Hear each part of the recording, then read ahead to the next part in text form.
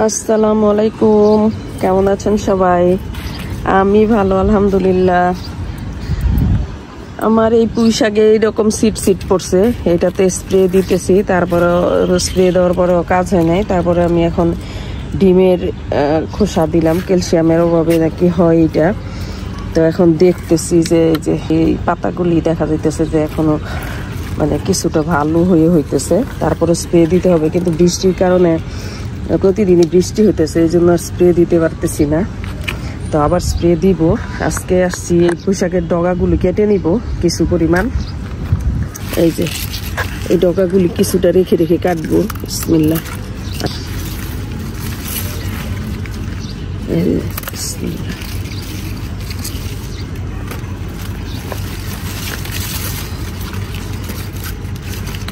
কতটুকু রেখে রেখে কাটলে ওগুলির থেকে আবার শাখা গজাবে ছোট।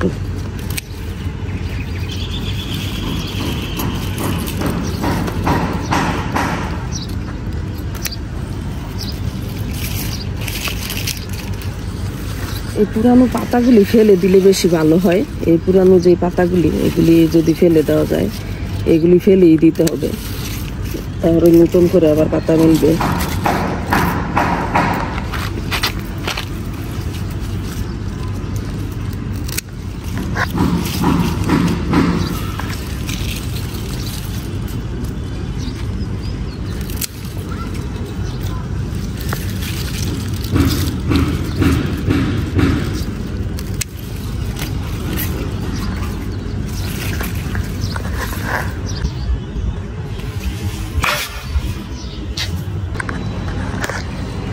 এখানে আমার পুঁই শাক গাছ, এইটাতেও ডগা আছে। তো এরকম সবগুলিতে এরকম সিড পড়ছে। আসলে এই লাল সিডের জন্য আরো বেশি করে স্প্রে করতে হবে। স্প্রে করে দেখে আমি ক্যালসিয়ামও দিছি, দেখি এখন কি হয়।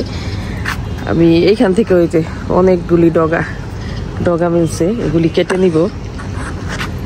নাইম তুই ধর, আমি কাটি।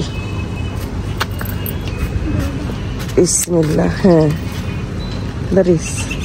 আমি লেফট হ্যান্ডে করতেছি, এই জন্য হাতে জোর পাইতেছি কম।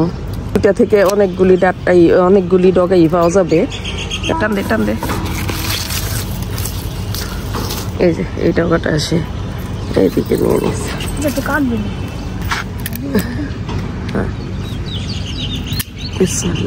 হ্যাঁ এটাও নিয়ে নে। হ্যাঁ এটা বেশি নিচে হয়ে গেছে। এটা দাঁড়া। না এত নিচে কাটলে তোর তুফান হইলে বেশি না রেখে কাটলে পরে যাইব। এই ডগাগুলি যদি কেটে দিচ্ছি, এখন দেখা যাবে যে মাশাআল্লাহ এখন সব মানে শাখা প্রশাখা মেলবে, আরো সুন্দর হবে। আমার কাটতে দেরি হয়ে গেছে। এই যে এইটা ডর নাই মেঘলি তোর। হ্যাঁ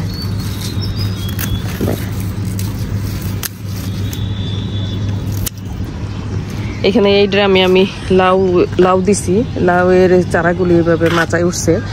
আসলে এতগুলি চারা দেওয়ার ইচ্ছা ছিল না, যদিও আমি বিচিগুলি যখন দিছি আমি মনে করছি বিচি কিছু নষ্ট হয়ে যাবে। তো বিচি মাশাআল্লাহ নষ্ট হয় নাই, সবগুলি ঠিকঠাক মতো আছে। এখন এরকম এটা 12 মাসি লাউ, এখন এটা মাচায় চলে গেছে।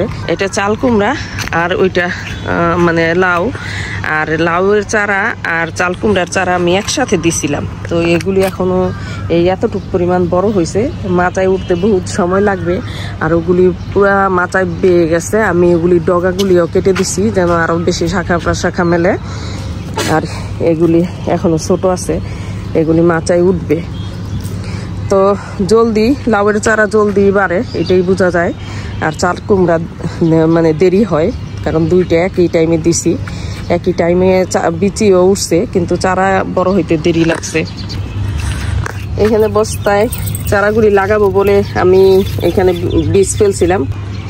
এই তো আজকে ছাদ বাগান থেকে এতগুলি পুঁই শাক উঠাইলাম মাশাআল্লাহ।